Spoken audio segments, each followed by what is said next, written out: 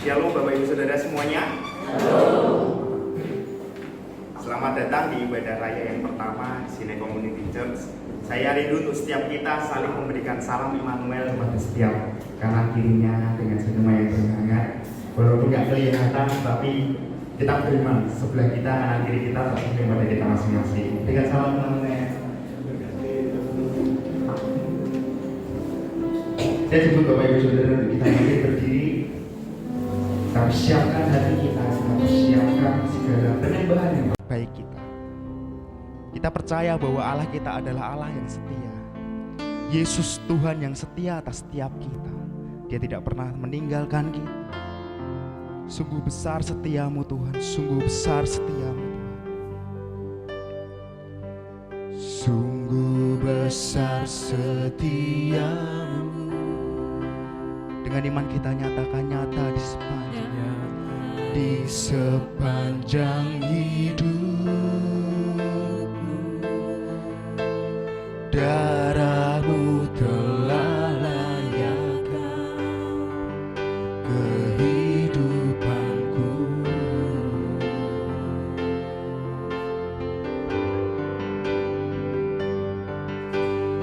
Tiada kata yang bisa lukiskan indahnya Kau Tuhan. Bagimu segala pujian dan kemuliaan. Mari kita tinggikan Tuhan. Ku tinggikan Engkau Tuhan.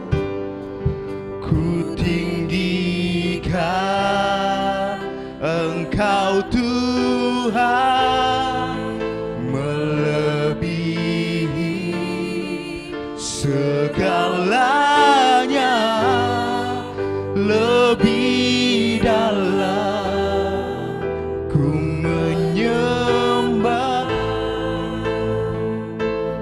dalam roh dan kebenaran selamanya. Kau Allah yang setia, Kau tak pernah tinggalkan kami Tuhan. Kesetiaan-Mu, dengan iman kita nyatakan, sungguh besar setiamu. Yes Tuhan. Nyata di sepanjang hidup. Amin. Darahmu telah layakkan kehidupanku. Sungguh tiada kata yang bisa lukiskan indahmu Tuhan. Tiada kata yang bisa lukiskan indahnya Kau Tuhan. Bagimu segala pujian dan kemuliaan. Ku tinggikan, ku tinggikan, ku tinggikan Engkau Tuhan, melebihi segalanya, lebih dalam ku menyembah dalam roh dan kebenaran. Ku tinggikan Engkau Tuhan, melebihi segalanya, lebih dalam ku menyembah dalam roh dan kami tinggikan Engkau Tuhan. Ku tinggikan Engkau Tuhan, melebihi segalanya, lebih dalam kami menyembah dalam roh dan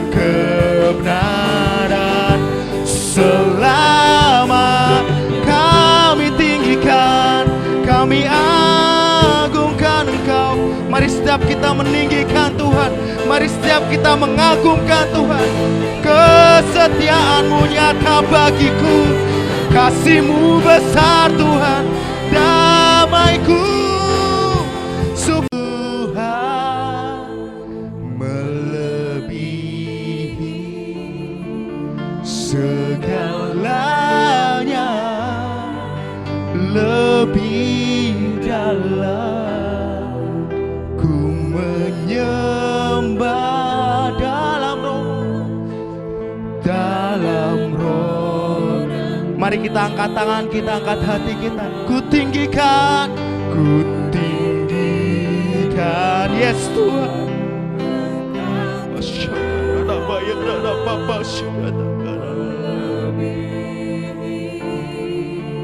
Segalanya lebih dalam ku menyembah dalam roh dan kebenaran. Ku tinggikan Engkau Tuhan melebihi segalanya. Kami menyembah Kau Tuhan. Ku menyembah dalam roh dan kebenaran selamanya.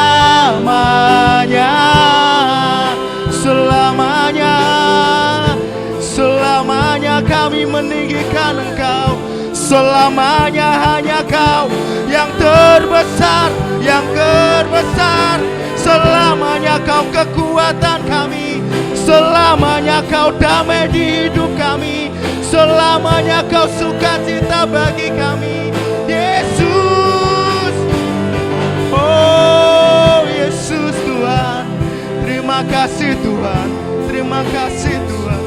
Terima kasih Tuhan.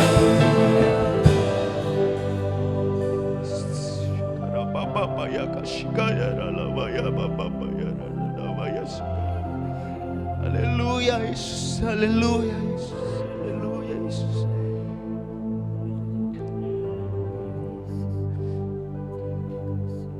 Bapa, kami bersyukur atas kesetiaan-Mu buat kami Tuhan.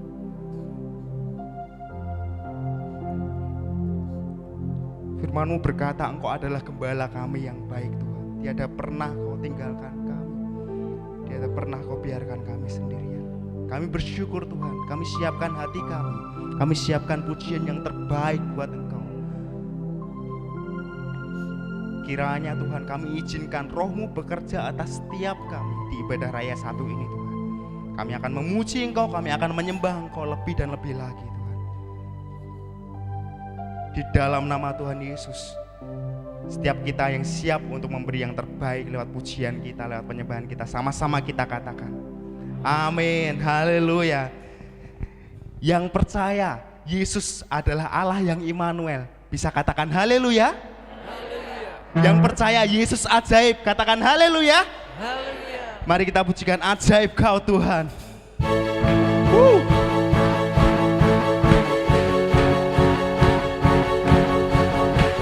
Sekali lagi, yang percaya Yesus ajaib, katakan haleluya.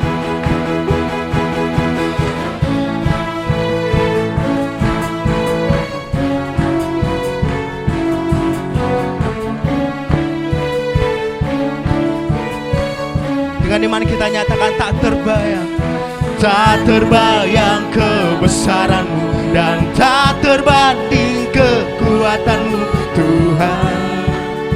Kau megah bagiku segenap jiwa dan pengharapan telah ku serahkan Tuhan. Kau Raja atasku, hanya Kau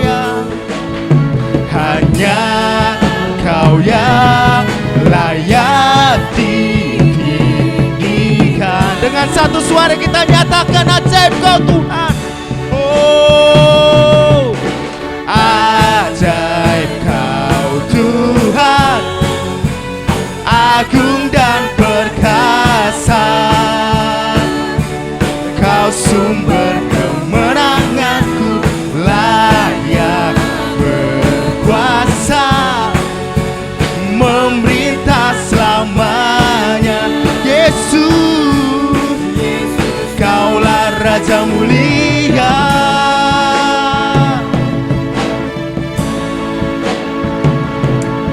Tak terbayang kebesaran-Mu dan tak terbanding kekuatan-Mu Tuhan. Kau megah bagiku segenap jiwa dan pengharapan, telah ku serahkan untuk rencana-Mu Tuhan. Kau Raja. Mari kita sama-sama angkat tangan kita, hanya Kau yang layak.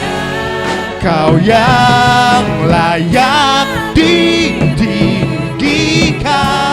Yesus. Ajaib Kau Tuhan, ajaib Kau Tuhan, agung dan perkasa. Dengan iman nyatakan, Kau sumber kemenanganku, layak berkuasa, memerintah selamanya. Yesus, Yesus, ajaib Kau Tuhan, ajaib Kau Tuhan, agung dan perkasa, Kau sumber kemenanganku, layak berkuasa, memerintah selamanya. Yesus, Kaulah Yesus. Mari kita nyatakan, ajaib, ajaib. Lebih keras lagi. Amin Tuhan. Dengan iman kita nyatakan, Kau sumber kekuatan, kemenanganku, yang berkuasa, Kau yang memerintah. Yesus, Kaulah Raja mulia, Kaulah Raja. Ajaib, ajaib Kau Tuhan, agung dan perkasa, Kau sumber kemenanganku, layak berkuasa, memerintah selamanya. Yesus, Yesus, Kaulah Raja mulia, Raja mulia, Raja mulia, Raja mulia. Beri tepuk tangan yang terdahsyat untuk Tuhan Yesus. Saya persilakan Bapak Ibu Saudara untuk kembali duduk. Kita percaya bahwa bagi Tuhan tiada yang mustahil, amin. Ketika Tuhan berfirman, tidak ada yang satupun yang bisa menghalangi firman-Nya tergenapi atas setiap kita. Mari kita pujikan pujian ini, bagi Tuhan tidak ada yang mustahil.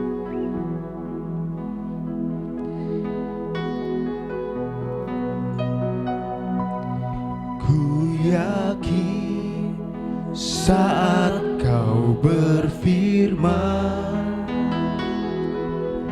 ku menang saat Kau bertindak. Hidupku hanya ditentukan oleh perkataanmu.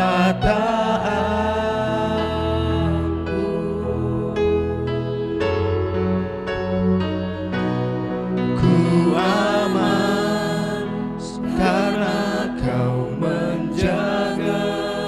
Kami kuat, ku kuat karena Kau menopang hidupku. Hanya ditentukan oleh kuasa-Mu. Mari kita terima dengan iman, bagi Tuhan tiada yang mustahil. Bagi Tuhan tak ada yang mustahil.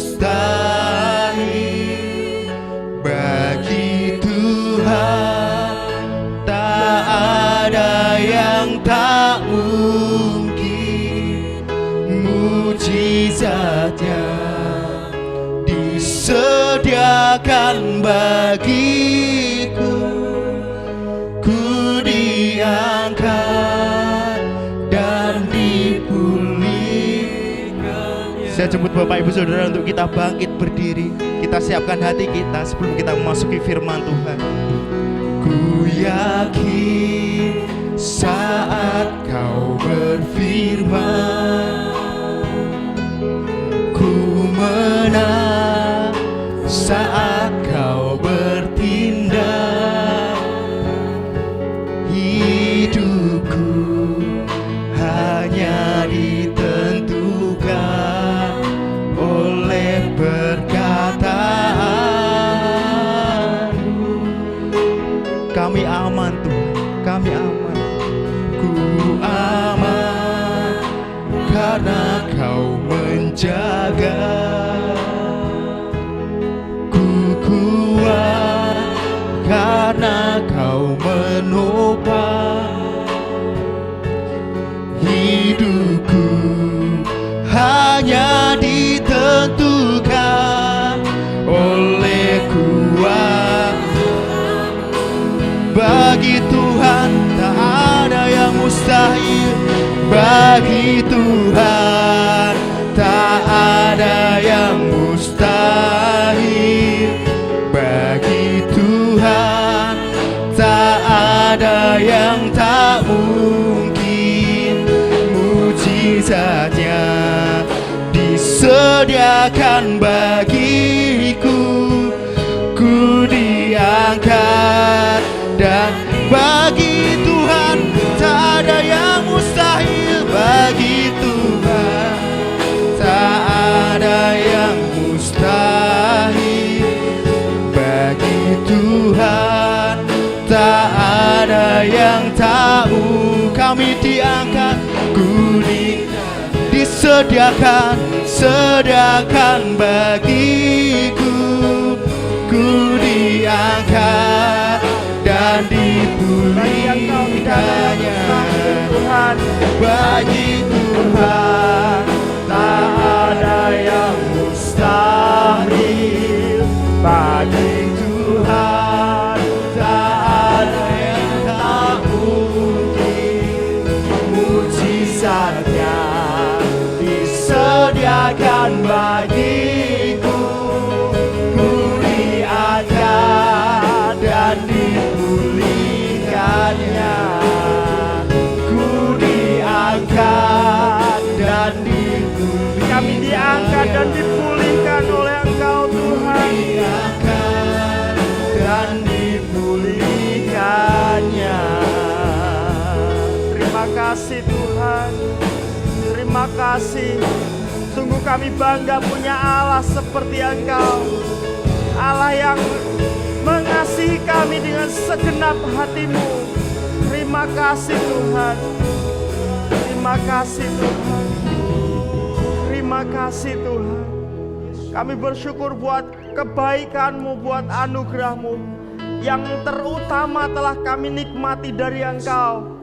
Manakala Engkau telah mati untuk menebus seluruh dosa-dosa kami, Engkau bangkit hidup untuk memberi kehidupan yang luar biasa buat setiap kami. Tuhan, kami menerima yang terbaik dari Engkau. Dan kami bersyukur.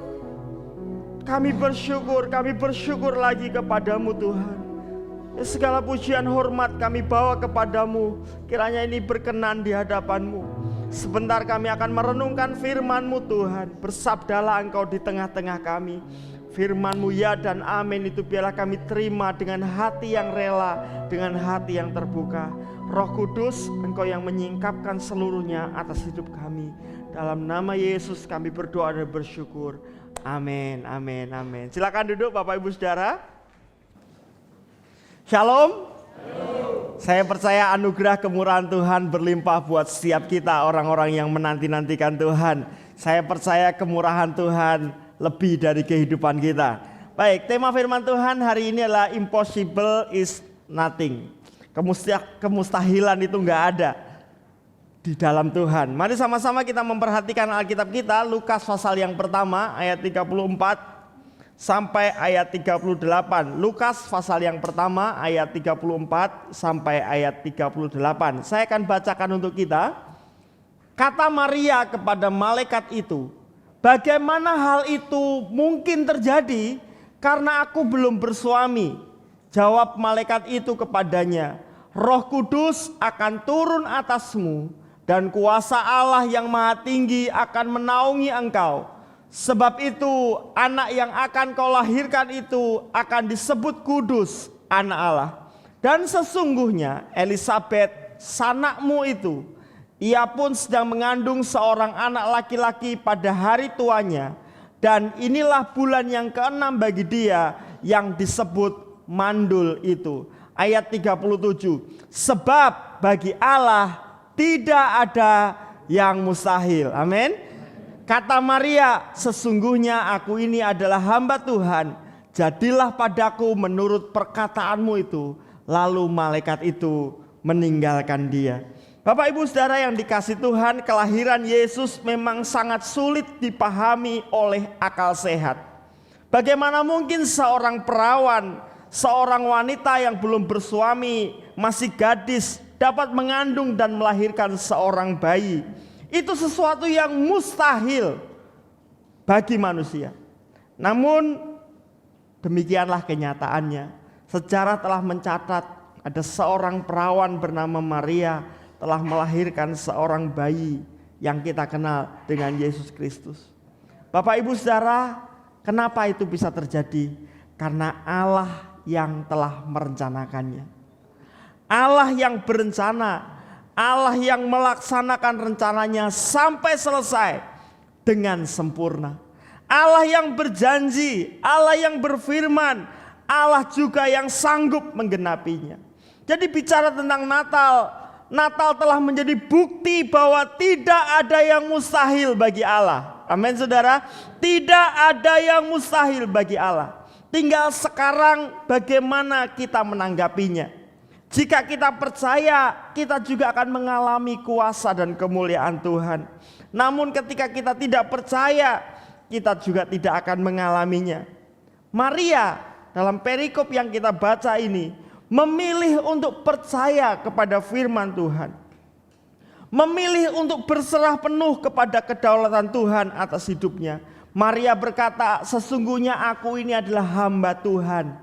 Jadilah padaku menurut apa yang kau katakan, menurut apa yang Tuhan firmankan. Saat Maria memilih untuk percaya dan berserah penuh kepada kedaulatan Tuhan atas hidupnya, Maria mengalami kuasa dan kemuliaan Tuhan. Kita tahu Maria hanyalah gadis desa biasa, tetapi karena punya iman yang luar biasa, Maria memperoleh kesempatan istimewa dari Tuhan untuk mengalami kuasa dan kemuliaan Tuhan. Jadi Bapak Ibu bicara tentang peristiwa Natal. Natal tidak hanya membuktikan bahwa tidak ada yang mustahil bagi Allah, tetapi juga menegaskan kepada kita bahwa tidak ada yang mustahil bagi orang-orang yang percaya kepada Tuhan. Amin. Jadi impossible is nothing. Mustahil itu enggak ada bagi siapa? Bagi Tuhan dan bagi orang-orang yang sungguh-sungguh percaya kepada Tuhan. Peristiwa kedahsyatan Tuhan yang dialami oleh umat manusia karena kepercayaannya kepada Tuhan itu tidak hanya berlaku bagi Maria. Setiap orang yang sungguh-sungguh percaya kepada firman Tuhan pasti melihat penggenapan janji Tuhan, pasti mengalami kuasa dan kemuliaan Tuhan. Tokoh-tokoh Alkitab telah menyaksikannya. Hidup mereka telah menjadi saksi hidup buat setiap kita. Abraham dan Sarah yang sebenarnya secara lahiriah tidak mungkin punya keturunan, tetapi kenyataannya Abraham dan Sarah bisa melahirkan Ishak di masa tuanya. Yakub, Musa dan tokoh-tokoh Alkitab yang lain mengalami keajaiban, kemustahilan, mengatasi kemustahilan dalam kehidupan manakala mereka memilih untuk percaya penuh kepada Tuhan. Dan dalam perikop yang kita baca, ternyata tidak hanya Maria yang sanggup melampaui kemustahilan, tetapi Elisabet bibinya itu, sanak saudara Maria yang sudah tua dan lanjut umurnya, akhirnya melahirkan Yohanes yang dikenal sebagai Yohanes Pembaptis di usia yang sangat tua. Elisabet si mandul itu, dia dikenal sebagai si mandul karena dia tidak bisa punya anak sampai usia tua. Tapi karena intervensi Tuhan, karena tidak ada yang mustahil bagi Tuhan, Elisabet melampaui kemustahilan. Karena Elisabet memilih untuk percaya kepada Tuhan. Itu sebabnya ketika Maria pergi ke rumah Elisabet, Elisabet mengkonfirmasi imannya, menegaskan iman Maria, menegaskan imannya sendiri. Lukas pasal yang pertama ayat 45, Elisabet berkata, "Dan berbahagialah ia yang telah percaya, sebab apa yang dikatakan kepadanya dari Tuhan akan terlaksana." Amin saudara. Inilah kesaksian Elisabet karena Elisabet meyakininya. Bertahun-tahun Elisabet dan suaminya Zakaria berdoa ingin punya keturunan. Mereka berdua orang saleh, takut akan Tuhan, keluarga Lewi, tidak ada celah dalam hidupnya. Tetapi sepertinya doanya tidak kunjung terjawab. Sampai orang-orang berkata, "Itu loh Elisabet si mandul itu." Tetapi Elisabet memilih untuk tetap percaya. Sampai kemudian Elisabet menuai imannya. Dia menabur iman dan dia menuai keajaiban. Dia hidup melampaui kemustahilan. Elisabet berkata, orang yang telah percaya kepada semua yang difirmankan Tuhan, maka yang dikatakan Tuhan itu akan terlaksana. Saya tidak tahu seberapa banyak janji Tuhan yang telah kita dengar, baik secara umum sebagai orang percaya atau secara pribadi. Hari-hari ini di awal tahun mungkin Bapak Ibu menerima pesan Tuhan yang begitu kuat tentang kemurahan Tuhan, tentang keluar biasaan Tuhan. Dalam sisi ekonomi kita, mungkin rumah tangga kita, ada hal-hal besar yang Tuhan taruh dalam batin kita. Tapi dalam perjalanan waktu mungkin itu mulai terasa kabur dalam mata rohani kita. Iman kita mulai lemah. Tapi Elisabet berkata, berbahagialah kita kalau kita tetap percaya. Karena firman-Nya yang diucapkannya ya dan amin. Dan pasti tergenapkan atas hidup kita. Apa bukti bahwa Maria sungguh-sungguh percaya dan pegang teguh kepada firman Tuhan? Kita belajar dari Maria ibu Yesus itu. Seorang gadis sederhana dari desa, tetapi punya iman yang luar biasa. Sehingga Maria melampaui kemustahilan, melampaui keterbatasannya. Dan Maria akhirnya mengalami janji Tuhan. Yang pertama yang kita belajar dari Maria adalah Maria punya iman yang tidak goyah oleh apapun juga. Maria imannya tidak goyah oleh apapun juga. Bapak Ibu, kalau kita mendengar kisah di Alkitab terasa begitu sederhana. Maria ketemu malaikat, malaikat berkata kamu akan punya anak. Lalu Maria berkata jadilah padaku seperti yang kau ingini. Lalu cerita berikutnya Maria hamil dan melahirkan. Terasa simple. Tapi percayalah 2000 tahun yang lalu tidak sesimpel yang kita baca di dalam Alkitab. Bagaimanapun juga Maria gadis desa di kota yang kecil Bethlehem, di kampung kecil Bethlehem, dengan aturan hukum Taurat yang ketat. Hari gini saja, hari ini di zaman modern, ada seorang wanita hamil, belum punya suami saja, sudah menjadi bahan gosip di masyarakat. Apalagi itu 2000 tahun yang lalu. Tapi Maria tidak menyerah atas situasi yang tidak mendukung. Saya tidak tahu bagaimana respon kedua orang tua Maria waktu itu. Tapi kalau kita membaca tunangannya yang bernama Yusuf hampir menceraikan Maria. Tapi Maria sudah siap diceraikan oleh Yusuf tunangannya. Maria bahkan siap menerima resiko dari penolakan keluarga, lingkungan. Dan tahukah saudara, pada zaman itu di bawah hukum Taurat, orang yang kedapatan berzina itu akan dilempari batu sampai mati. Maria hanya mendapat kabar, berbahagialah engkau karena engkau karena engkau akan melahirkan anak, dan anak itu akan menjadi Mesias bagi dunia. Tapi kemudian Tuhan tidak memandu Maria bagaimana prosesnya. Tapi Maria siap menerima resiko penolakan itu. Bapak Ibu Saudara, keteguhan imannya tidak diragukan lagi. Di dalam perjanjian lama ada seorang anak muda bernama Yusuf. Yusuf menerima janji Tuhan tentang masa depannya yang luar biasa. Namun kenyataannya Yusuf justru dibenci dan ditolak oleh saudara-saudaranya. Keluarganya berusaha untuk mengubur Yusuf beserta dengan mimpi-mimpinya. Yusuf dibuang ke sumur kering, dijual sebagai budak, dibuang jauh dari keluarga dan tanah kelahirannya. Bagi saudara-saudaranya sudah tidak ada lagi cerita tentang Yusuf. Tapi Yusuf tidak dapat dihentikan oleh penolakan dari saudara-saudaranya.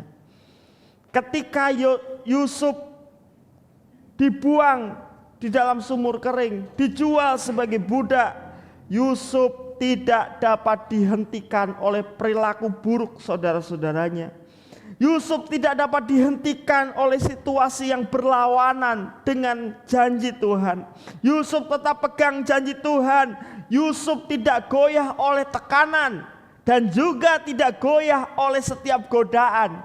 Ketika sepertinya ada peluang untuk hidup lebih baik, menjadi selingkuhannya istri Potifar, Yusuf memilih untuk tidak goyah dengan tekanan dan godaan.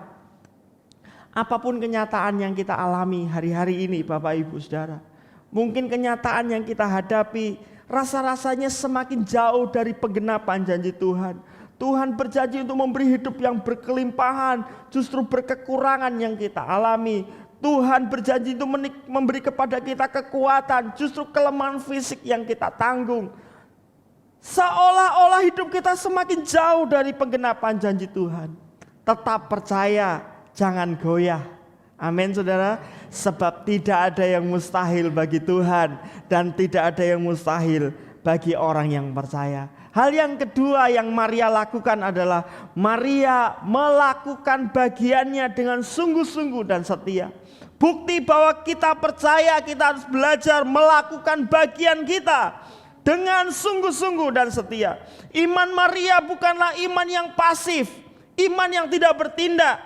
Berserah itu bukan berarti tidak melakukan apa-apa atau masa bodoh, tetapi hidup sesuai dengan arahan Tuhan.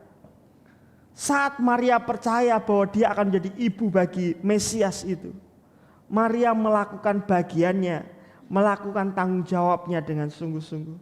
Bapak Ibu, Maria itu tidak ngerti persis secara utuh peran Yesus sebagai Mesias. Pada zaman itu Israel sedang menantikan Mesias, dan digambaran secara umum orang-orang Yahudi pada waktu itu, Mesias itu anak raja dari keturunan ningrat, dan dia akan memimpin perjuangan untuk membebaskan Israel dari perbudakan. Itu bayangan umum orang-orang Yahudi. Jadi manakala Tuhan berbicara kepada Maria melalui malaikat bahwa Maria akan melahirkan seorang Mesias, Maria nggak pernah terbayang bagaimana prosesnya seorang Mesias itu. Mungkin Maria membayangkan nanti anaknya yang lahir itu diadopsi oleh Raja Herodes, lalu mungkin akan jadi seorang ningrat berdarah biru, punya pendidikan yang baik, lalu kemudian mewarisi tahta kerajaan dan sebagainya dan sebagainya. Mungkin itu yang digambarkan secara naluri Maria. Tapi kenyataannya tidak demikian. Dalam prosesnya Yesus hanyalah manusia biasa dalam tanda kutip.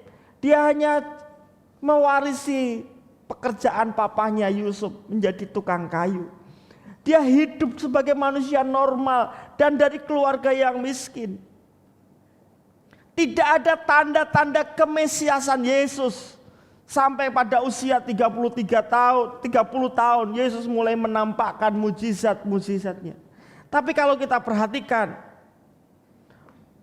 Maria nggak ngerti secara utuh bagaimana Yesus bisa menjadi Mesias. Tapi Maria hanya mempersiapkan diri bagaimana menjadi seorang ibu bagi Yesus. Maria selalu hadir di masa-masa krusial Yesus. Mujizat pertama yang Yesus buat di Kana itu diinisiasi oleh Maria. Maria ada ketika Yesus membuat mujizat pertama. Alkitab tidak menceritakan bagaimana hidup Yesus selama 30 tahun di dunia ini. Dari lahir, dari bayi, sampai kemudian masuk pelayanan. Tapi tentunya Ibu Yesus, Maria terus mendampingi, memberi gizi yang terbaik buat Yesus. Mendampingi perjalanan hidup Yesus. Maria muncul, mendampingi Yesus manakala Yesus harus disalibkan. Maria selalu ada bagi Yesus. Bahkan dia harus melihat putra yang dikasihinya tergantung di kayu salib. Maria menyiapkan hatinya. Demikian juga dengan Yusuf dalam perjanjian lama. Yusuf mungkin tidak pernah menyangka akan menjadi Perdana Menteri di Mesir. Dia hanya percaya bahwa dia akan jadi orang hebat. Dia hanya percaya bahwa Tuhan akan membuat dia luar biasa. Dan kemudian apa yang dilakukan Yusuf? Yusuf melakukan bagiannya dengan sungguh-sungguh. Yusuf ketika menjadi budak, dia menjadi budak yang terbaik. Bahkan ketika dia difitnah dan harus masuk penjara, menjadi seorang narapidana, dia tidak mempersalahkan siapa-siapa. Dia hanya menjadi narapidana yang terbaik.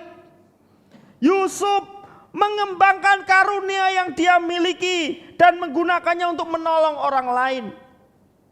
Tuhan berbicara kepada Yusuf, memberikan mimpi, memberi visi yang besar melalui mimpi. Dan gara-gara mimpi itulah Yusuf terbuang ke sumur kering. Gara-gara mimpi itulah Yusuf menjadi budak. Gara-gara mimpi itulah Yusuf menjadi narapidana. Gara-gara mimpi itu hidup Yusuf semakin berantakan. Tapi Yusuf tidak pernah mengabaikan kualitasnya untuk menafsir mimpi. Bahkan di dalam penjara ketika ada juru makanan dan juru minuman bermimpi, Yusuf tidak berkata, sudah lupakan mimpimu, gara-gara mimpi hidupku kacau. Itu cuma bunga tidur, itu omong kosong. Yusuf bisa berkata demikian. Tetapi sekalipun dia ada dalam situasi yang paling buruk sekalipun, Yusuf tetap mengembangkan kepekaan rohaninya, mengembangkan karunia-karunianya. Dia tetap tajam dan bisa menafsirkan mimpi dari juru makanan dan juru minuman. Dia tetap menggunakan seluruh talentanya untuk menolong orang lain. Seringkali Bapak Ibu Saudara, ketika situasi tidak seperti yang kita harapkan, ketika kita merasa diperlakukan tidak adil oleh banyak orang ataupun situasi, kita kemudian menjadi pahit. Dan kemudian kita menjadi orang yang mengasihani diri sendiri. Dan tahu konsekuensinya, biasanya orang yang mengasihani diri sendiri sulit untuk membantu orang lain. Aku sudah diperlakukan tidak adil. Aku sudah mengalami begitu banyak kepahitan, luka. Ngapain aku ngurusin orang lain? Tapi menarik, ketika Yusuf jadi budak, dia tetap menjadi budak yang terbaik. Dia melakukan yang terbaik buat tuannya. Ketika dia jadi napi, dia membantu sipirnya, dia membantu kepala penjara, dia melakukan bagiannya yang terbaik. Ketika ada orang-orang sesama napi yang membutuhkan, dia menolong. Dan gara-gara dia senang menolong itulah, ada banyak pintu buat Tuhan memberkati Yusuf. Bukankah Yusuf tiba-tiba menjadi Perdana Menteri, mendapat promosi, punya akses ketemu Firaun? Karena kesaksian dari juru minuman raja. Bapak Ibu Saudara, asah karakter dan kecakapan kita. Asah ketajaman rohani kita. Ketika situasinya enggak seperti yang kita mimpikan. Loh, Tuhan janji seperti ini, kok kondisiku seperti ini. Lebih banyak berdoa, lebih banyak merenungkan firman. Latih kepekaan rohani kita, pertajam karakter kita. Jangan kemudian kita menjadi orang-orang yang abai dengan moralitas. Kita menjadi orang-orang yang pahit, hidup dalam kemarahan, dan berlaku dalam tanda kutip brutal secara moral. Kita kemudian tidak peduli dengan siapapun. Semakin kita egois, semakin kita nggak peduli kepada orang lain, semakin terbatas pintu-pintu Tuhan memberkati kita. Bukankah Tuhan memberkati kita melalui orang lain? Justru di masa-masa sulit, mari siapkan diri kita. untuk mengalami keajaiban dan kedahsyatan Tuhan. Amin. Saya selalu berkata bahwa tiba-tiba tidak pernah terjadi dengan tiba-tiba. Seolah-olah tiba-tiba Yusuf dari napi, dari dalam kurungan berubah menjadi Perdana Menteri. Dalam waktu semalam, dalam waktu sehari berubah derajatnya. Tapi percayalah, tiba-tiba tidak pernah terjadi dengan tiba-tiba. Kira-kira 13 tahun Yusuf diproses dalam situasi sulit. Seolah-olah hidupnya semakin turun. Tapi sebenarnya Tuhan sedang mengasah karakter dan kecakapannya. Sedang mengasah kecakapan rohaninya. Sehingga Yusuf muncul bersinar, mengalami kemustahilan, mengalami keajaiban dan kedahsyatan Tuhan, melampaui segala kemustahilan. Sebab bagi Allah tidak ada yang mustahil, dan bagi orang-orang yang percaya tidak ada yang mustahil. Lalu bagian yang ketiga apa yang Maria lakukan? Maria tetap tinggal dalam kasih karunia Tuhan. Maria tetap bersandar penuh, bergantung penuh pada kasih karunia Tuhan. Abraham dan Sarah pernah mendapat janji Tuhan. Tapi ketika 10 tahun janji itu gak kunjung datang, bahwa mereka mendapat janji Abraham dan Sarah akan punya keturunan sebanyak bintang di langit, sebanyak pasir di pantai. Ketika 10 tahun menunggu janji gak kunjung datang, tiba-tiba Sarah kepikiran, mungkin Abraham punya keturunan, tapi tidak lewat kandunganku, mungkin lewat orang lain. Sarah berusaha membantu Tuhan. Akhirnya Abraham dan Sarah mengambil cara yang di luar kasih karunia Tuhan, di luar arahan Tuhan. Muncullah Hagar masuk dalam rumah tangga mereka. Lahirlah Ismail yang kemudian itu menjadi pertempuran antar keturunan sampai hari ini. Bapak Ibu Saudara, tetapi Maria tidak demikian. Maria belajar bergantung penuh kepada kasih karunia Tuhan. Apa artinya Maria bergantung penuh pada kasih karunia Tuhan? Apa maksudnya Maria tetap tinggal dalam kasih karunia Tuhan? Sederhana saja. Maria siap menghadapi semua perubahan-perubahan setiap hari. Maria siap menghadapi perubahan hidup setiap hari. Malaikat Tuhan tidak menunjukkan secara detail perjalanan Maria dan Yesus di kemudian hari. Maria hanya belajar melakukan hari demi hari. Dia nggak ngerti bagaimana respon Yusuf. Wes mbohlah urusannya Tuhan. Nanti kalau diceraikan ya wes itu kehendak Tuhan. Tapi Maria percaya kalau itu dari Tuhan pasti ujungnya kehidupan yang luar biasa. Dalam perjalanannya ketika Maria mengandung, Maria dan Yusuf harus melakukan perjalanan jauh. Pergi ke Bethlehem, ke kampung halaman Yusuf. Dan itu bukan perjalanan yang mudah dengan perut besar. Harus naik keledai, melakukan perjalanan yang sulit, jauh dan tidak nyaman. Tapi Maria belajar ngikutinya. Maria tidak berkata, loh katanya bayi ini bayi dari Roh Kudus. Masa Tuhan gak kasih fasilitas? Mau dikasih misalnya karpet seperti Aladin bisa langsung nyampe ke sana, terbang aja gitu. Kenapa mesti melalui proses yang begitu sulit dan rumit? Bahkan ketika sampai ke kota Bethlehem mereka tidak mendapat tempat penginapan. Dalam kondisi yang hampir-hampir melahirkan. Bagaimana situasinya kalau Bapak Ibu mengalami seperti ini? Adakah kita mulai mempertanyakan Tuhan? Katanya ini bayi dari Tuhan. Tapi kenapa nyari tempat untuk nginep semalam aja susah sekali? Di mana penyertaan Tuhan? Bukankah itu yang sering kita tanyakan? Katanya kalau ikut Tuhan jalannya lurus dan mulus. Tapi nyatanya begitu banyak penolakan, bahkan harus mengalami hidup yang nelongso seperti itu. Maria harus melahirkan di kandang domba. Baru sedikit waktu menikmati sukacita, Maria dan Yusuf harus mengungsi ke Mesir karena ancaman pembunuhan oleh Herodes. Di negeri orang, tanpa sanak saudara, ngopeni bayi kecil. Dan itu gak gampang. Dan ketika Tuhan berkata kembali masuk ke tanah Israel, mereka tinggal di Nazaret, di daerah Galilea, karena ancaman dari anak Herodes. Bapak Ibu Saudara, situasinya gak gampang buat Maria. Bahkan Maria harus melihat Yesus, anak yang dikandungnya itu mati menyedihkan di kayu salib. Saudara, kalau kita jadi Maria, ibu kandung Yesus, seolah-olah yang dia lihat bukanlah kebahagiaan, semakin bahagia, tapi hidupnya semakin kacau. Bahkan sempat adik-adiknya Yesus itu mau tarik Yesus karena Yesus dianggap orang gila.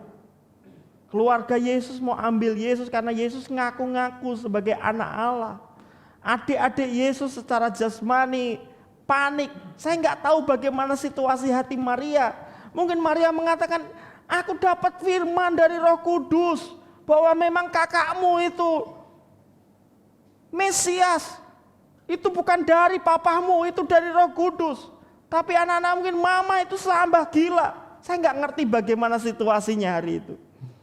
Tapi jelas keluarga Yesus sendiri, adik-adik Yesus sendiri nggak percaya bahwa Yesus itu Mesias. Coba saudara, sebagai seorang ibu dia harus menjadi penengah antara kakak dan beberapa adik. Situasi emosional yang begitu berat. Tapi Maria memilih untuk bergantung kepada kasih karunia Tuhan. Jalani prosesnya tanpa protes bersama dengan Tuhan. Pada akhirnya setiap lika-liku hidup Maria sebenarnya itu untuk menggenapi firman Tuhan. Dibuang ke Mesir untuk menggenapi firman Tuhan. Lahir di kandang domba untuk menggenapi firman Tuhan. Situasi yang sulit sekalipun ternyata semuanya itu untuk menggenapi firman Tuhan. Puji Tuhan, untung Maria hanya punya satu komitmen. Sesungguhnya aku ini hamba Tuhan. Jadilah padaku menurut apa yang kau katakan. Maria hanya nurut pimpinan Tuhan dan bergantung penuh kepada kemurahan Tuhan. Sekalipun yang dia lihat bukan kebaikan seolah-olah, tapi Maria percaya bahwa semuanya pasti mendatangkan kebaikan. Maria meresponi seluruh proses kehidupan dengan berserah penuh kepada Tuhan. Bagaimana dengan kita? Kalau kita ingin hidup melampaui kemustahilan, kita mau hidup melampaui apa yang Tuhan sediakan buat kita. Bagaimana kualitas iman kita? Jangan sampai kita digoyahkan oleh situasi. Mari lakukan bagian kita dan tetap tinggal dalam kasih karunia Tuhan. Amin Bapak Ibu Saudara. Bagaimana kita meresponi ketika hari demi hari sepertinya janji Tuhan gak kunjung digenapi. Roma 8 ayat 28. Kita tahu sekarang bahwa Allah turut bekerja dalam segala sesuatu untuk mendatangkan kebaikan bagi mereka yang mengasihi Dia, yaitu bagi mereka yang terpanggil sesuai dengan rencana Allah. Saudara perhatikan kata-kata ini, kita tahu sekarang. Kita tahu sekarang, itu berarti saat jalani prosesnya kita nggak tahu. Baru ketika prosesnya lewat, kita tahu sekarang. Kadang-kadang ada peristiwa-peristiwa yang kita nggak ngerti, kok Tuhan izinkan terjadi. Pengennya sehat walafiat, kok malah kena sakit berkepanjangan. Pengennya bahagia, kok istriku tiba-tiba berperilaku buruk. Kok suamiku ngerti-ngerti berperilaku buruk. Kok anakku ngerti-ngerti keluar dari rumah. Kadang-kadang ada situasi-situasi yang di luar prediksi kita. Tapi mari belajar, percaya seperti Maria. Dan Rasul Paulus kemudian membuat kesimpulan. Kita tahu sekarang bahwa Allah turut bekerja dalam apa Bapak Ibu? Segala sesuatu. Tidak hanya di masa-masa senang kita, tetapi di masa susah Allah turut bekerja di sana. Tidak hanya di masa sehat kita, di masa sakit Allah turut bekerja di sana. Tidak hanya di masa kelimpahan, di dalam masa-masa kekurangan Allah turut bekerja di sana. Untuk apa, saudara? Untuk mendatangkan kebaikan bagi mereka yang mengasihi Dia, yaitu bagi mereka yang terpanggil sesuai dengan rencana Allah. Kalau kita percaya bahwa Tuhan telah merencanakan yang terbaik buat kita, tetap belajar pegang teguh janji Tuhan. Ada salah satu tokoh Kristen yang sangat terkenal. Dia bernama Corrie ten Boom. Dia warga negara Belanda, tapi keluarganya cinta Tuhan. Sehingga pada zaman Hitler berkuasa, orang-orang Jerman menguasai Eropa. Mereka mencari orang-orang Yahudi untuk dilakukan pembunuhan massal.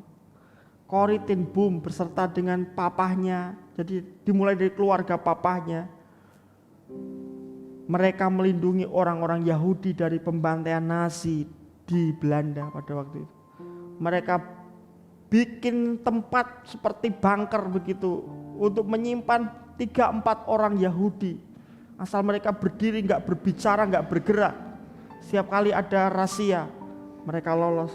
Tapi sampai satu waktu ketahuan mereka. Ringkas cerita, keluarga ten Boom ini kemudian dibawa ke kamp konsentrasi, penjara Jerman yang begitu mengerikan. Mereka mengalami siksaan luar biasa. Papahnya usia 85 tahun masuk dalam kamp konsentrasi, mati. Kakak-kakaknya beserta Corrie ten Boom mengalami penganiayaan dan pelecehan seksual yang luar biasa. Corrie ten Boom waktu itu berusia 65 tahun, tapi mengalami siksaan, mengalami pelecehan yang sedemikian rupa. Kalau saya membaca bukunya, saya kadang mungkin sulit buat kita membayangkan. Saudara tahu mobil yang untuk ngangkut ayam kalau mau dibawa ke tempat pemotongan, saudara? Nah, itu kira-kira tempat tidur mereka hanya segini jaraknya. Jadi mereka kayak kalau tidur kayak dimasukkan loker. Dan mereka nggak tahu sampai kapan mereka mengalami. Banyak dari keluarga Corrie ten Boom yang mati. Corrie ten Boom akhirnya dibebaskan oleh karena mujizat Tuhan. Karena ada kesalahan nama, Corrie ten Boom dilepaskan dan besoknya seluruh orang-orang yang ada di kamp konsentrasi itu dibantai karena Nazi mengalami kekalahan. Jadi sebelum diserang sekutu semua dibantai. Oleh keajaiban Tuhan, oleh mujizat Tuhan, Corrie ten Boom karena kesalahan nama, dia keluar sehari sebelumnya. Rupanya Tuhan punya maksud. Corrie ten Boom kemudian menjadi pembicara, menjadi hamba Tuhan yang hebat, menulis buku yang luar biasa. Sampai satu kali waktu ada orang yang menanyakan, apa rahasianya Anda tetap survive, Anda tetap kuat di tengah-tengah kamp konsentrasi yang melelahkan secara emosi, secara fisik, secara rohani. Banyak orang yang di kamp konsentrasi sudah gak ingat satu ayat pun, hanya ingat satu kata saja, Yesus. Karena dicuci otak sedemikian rupa. Tapi ketika Corrie ten Boom ditanya, apa rahasiamu ibu? Kok ibu bertahan bertahun-tahun ada di kamp konsentrasi?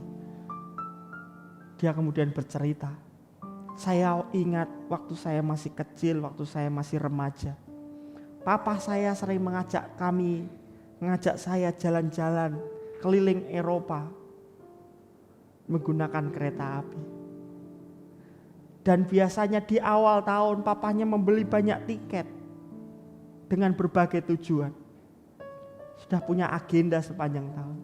Satu waktu ketika kami berdua, saya dan papa saya sedang menunggu kereta, papahnya bertanya, Corrie, kapan papa memberimu tiket? Saat naik kereta api papa. Kenapa papa gak kasihkan seluruh tiketnya? Hanya satu tiket perjalanan. Ketika Corrie ten Boom sedang memikirkannya, Papanya kemudian menjawab, supaya tiket yang lain gak hilang. Yang penting saat kamu duduk di kereta, kamu punya tiket dalam perjalanan itu.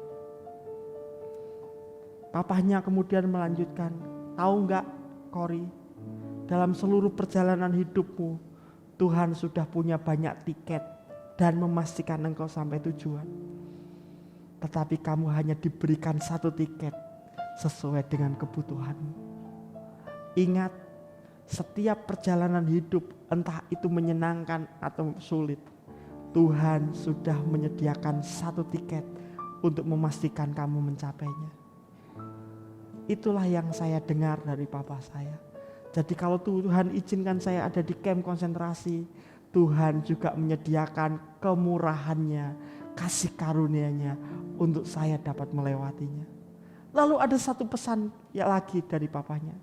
Cory, ketika kamu naik kereta dan keretamu masuk ke terowongan yang begitu gelap, kita tidak akan keluar dari kereta karena lorong itu terlalu gelap.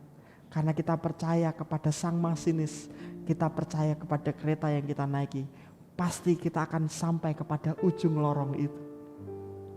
Tidak ada satu orang pun di kereta ketika kereta itu masuk lorong, masuk terowongan, lalu kemudian mereka lompat keluar karena takut gelap. Tidak ada satupun, karena mereka tahu bahwa lorong itu pasti akan berujung dan akan ada terang di depan sana. Saat saya mengalami masa-masa tergelap saya tidak akan keluar dari kasih karunia. Saya nggak akan keluar dari kemurahan Tuhan. Saya nggak akan melompat meninggalkan iman saya. Karena saya percaya Tuhan sang masinis agung itu pasti akan membawa saya sampai pada tujuan. Bapak Ibu, melalui peristiwa Natal kita percaya bahwa Allah tidak dapat dibatasi oleh kemustahilan. Dalam kehidupan seringkali kita tidak tahu mengapa ada peristiwa-peristiwa dan kondisi yang begitu sulit. Seringkali kita tidak tahu sampai kapan dan kita tidak tahu bagaimana mengatasinya. Ada banyak misteri dalam kehidupan yang kita jalani. Ada banyak hal yang kita tidak tahu. Yang penting kita tahu satu hal saja. Yang penting kita tahu satu hal saja. Bahwa Allah bersama kita.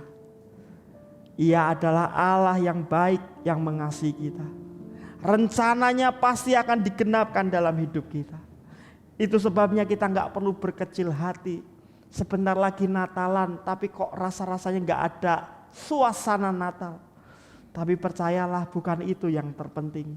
Yang terpenting adalah ingat Allah Immanuel itu bersama kita. Dan tidak ada yang mustahil bagi Tuhan. Di balik kerumitan jalan hidup kita, Allah membuktikan bahwa Dia adalah Allah yang tidak pernah gagal, yang tidak pernah mempermalukan orang-orang yang percaya dan berharap kepadanya.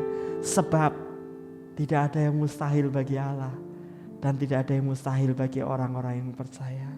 Sebab aku percaya bukan karena melihat, tapi karena setiap firman yang disampaikan Tuhan. Mari sama-sama bangkit berdiri. Sebab aku percaya bukan karena melihat, namun karena firman-Mu yang selalu digenapi di hidupku. Ku percaya bukan karena melihat, namun karena firman-Mu tiada pernah berubah. Mari nyanyikan lagu ini dari awal.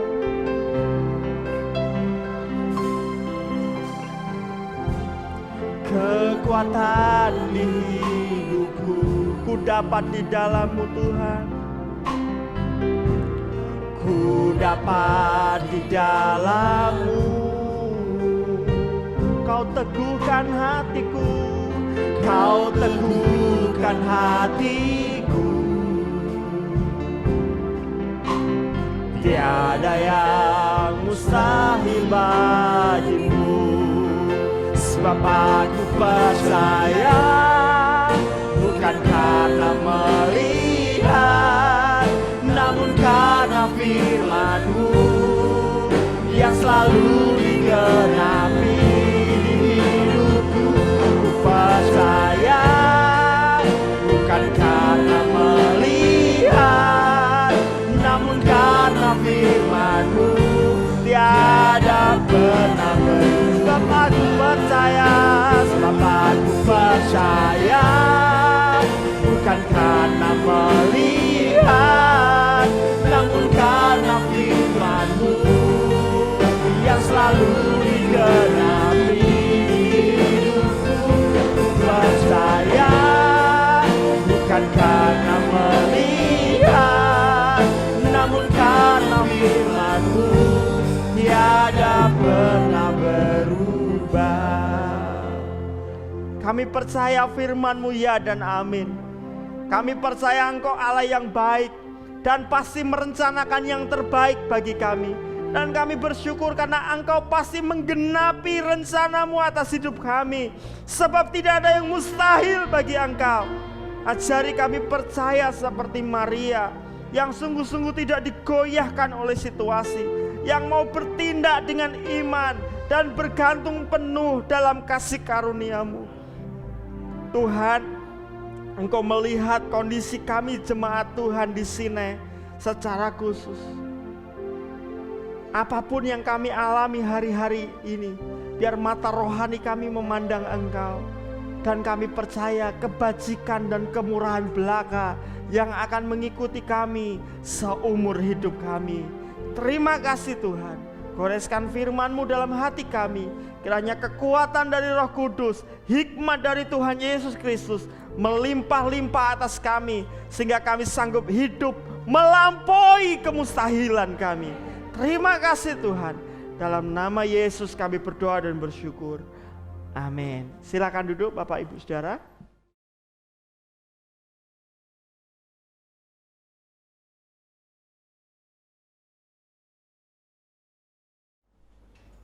Terima kasih Tuhan buat ibadah pagi hari ini. Di akhir ibadah kami membawa persembahan persepuluhan kami kepada Tuhan. Kiranya Tuhan yang memberkati, menguduskan, boleh kami gunakan untuk kemuliaan Tuhan. Kami berdoa untuk persiapan Natal tanggal 25 Desember. Seluruh panitia, seluruh pelayan-pelayan, bahkan seluruh kami jemaat Tuhan. Biar kami menyiapkan hati kami. Kami betul-betul memaknai Natal tahun ini dengan lebih istimewa lagi, karena kami menyadari inilah yang terpenting. Engkau datang ke dunia untuk menggantikan hidup kami, menanggung dosa kami, dan bangkit untuk menolong dan memberi kehidupan yang baru kepada kami.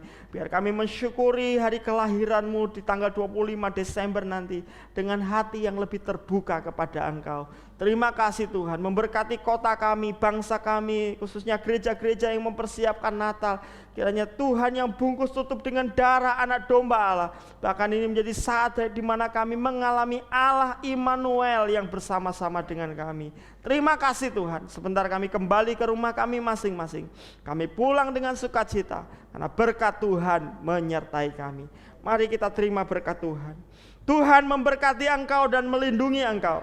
Tuhan menyinari engkau dengan wajah-Nya dan memberi engkau kasih karunia. Tuhan menghadapkan wajah-Nya kepadamu dan memberi engkau damai sejahtera. Kekasih-kekasih Tuhan, mari kita pulang dengan membawa anugerah dari Allah Bapa, kasih sayang dari Yesus Kristus dalam persekutuan Roh Kudus menyertai kita hari ini sampai selama-lamanya. Di dalam nama Tuhan Yesus Kristus. Amin. Selamat pagi, Tuhan Yesus memberkati.